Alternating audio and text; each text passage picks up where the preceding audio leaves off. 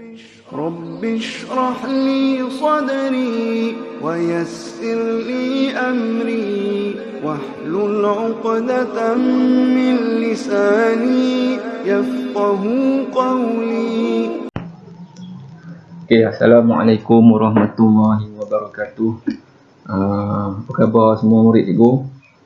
Baik, kita teruskan dengan topik kelajuan. Dalam grup cikgu dah serahkan nota. Jadi hari ini cikgu sambung dengan penerangan tentang nota. Kemudian kaedah menjawab soalan cabar minda, tugasan kamu tu. Dan yang ketiga, kaedah menjawab soalan-soalan sebenar dalam UPSR. Baik, kita teruskan kelajuan tahun 6. Okay. Sebelum ini kita belajar topik geseran. Kemudian kita bercuti dan sekarang kita dalam suasana PKP ni kan. Okay, jadi cikgu masuk topik baru, kelajuan, iaitu yang pertama sekali yang kamu kena tahu dan hafal lah, ialah maksud. Istilah definisi kelajuan. Kelajuan ialah ukuran cepat atau lambat sesuatu objek yang bergerak dari suatu tempat ke suatu tempat yang lain. Okey, tolong hafal ni ya. Okay, kemudian unit-unit kelajuan. Terdapat 3 unit kelajuan, iaitu sentimeter per saat, yang kedua meter per saat dan yang ketiga kilometer per jam. Sebagai contoh, siput. Siput hanya dapat bergerak sejauh 1.3 cm dalam masa 1 saat. Jadi kita ukur unit kelajuan yang kita guna untuk mengukur pergerakan kelajuan dia ialah sentimeter per saat.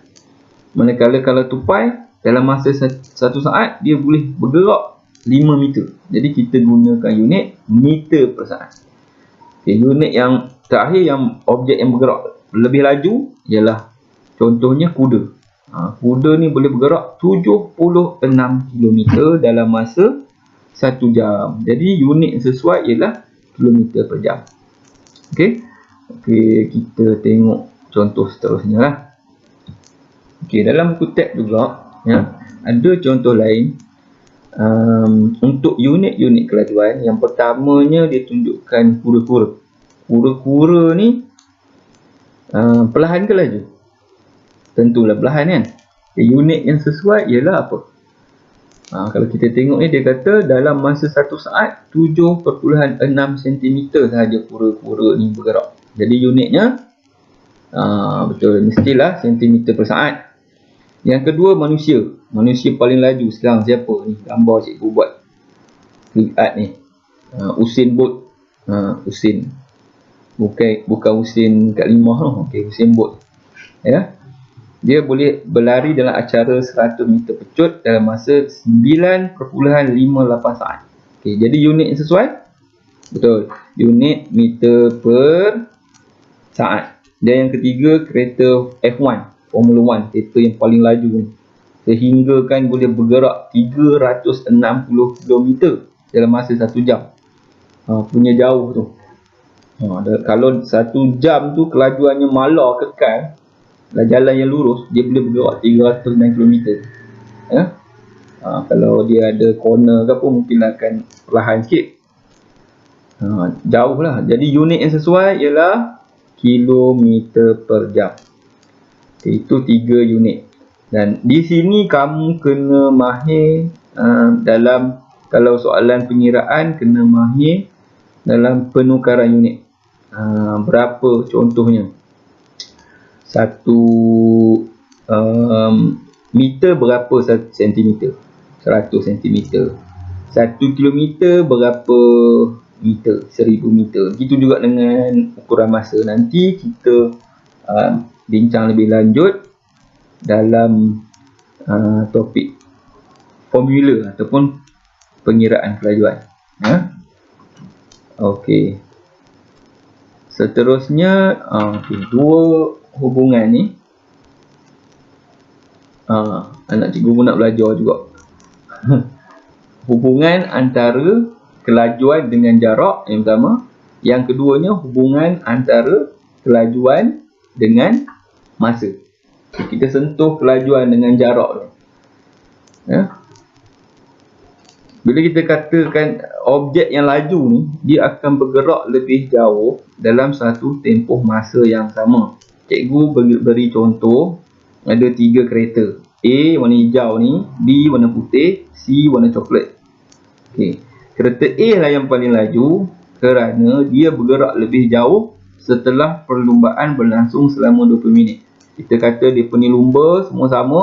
Lepas 20 minit, kita ukur jarak dia. A ni paling jauh. Bila A ni paling jauh, dia lah yang paling laju. B yang kedua. Dan yang ketiga. Yang ketiga ialah kereta C. Kereta C ni dia paling dekat jaraknya, maknanya dia lah yang paling perlahan. Ya, nanti soalan ujian pun akan ada tentang kena menyusun atau ikut urutan kelajuan. Itu kalau hubungan antara kelajuan dengan jarak. Ya. Kalau masa tetap, masa sama, macam ni 20 minit sama. Siapa yang laju? Kita kira yang paling jauh. Yang kedua, hubungan antara kelajuan dengan masa. Ya.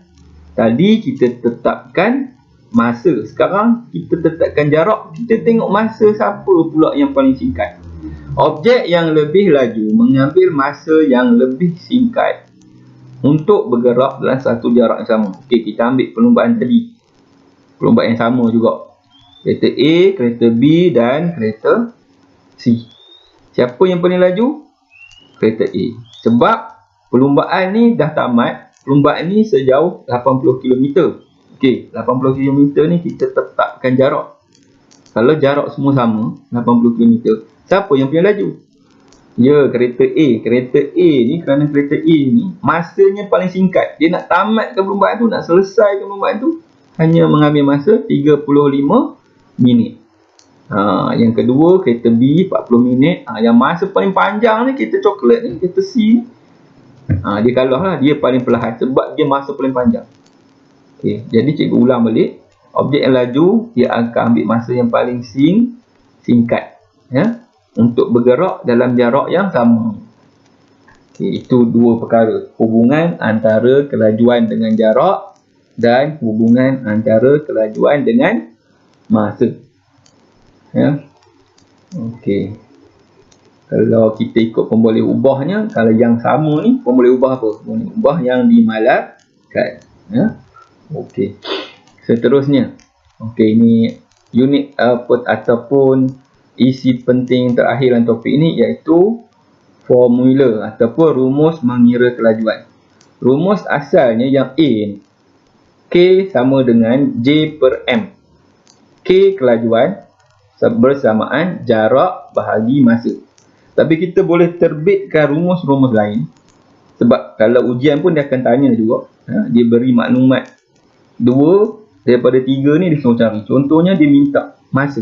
Berapa masa?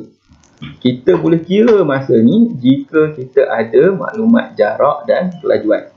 Dan yang ketiga, kalau dia minta jarak, kita boleh kira juga jarak berapa asalkan dia beri maklumat kelajuan dan masa yang diambil oleh objek yang bergerak. Okey, cikgu tunjuk contoh seterusnya.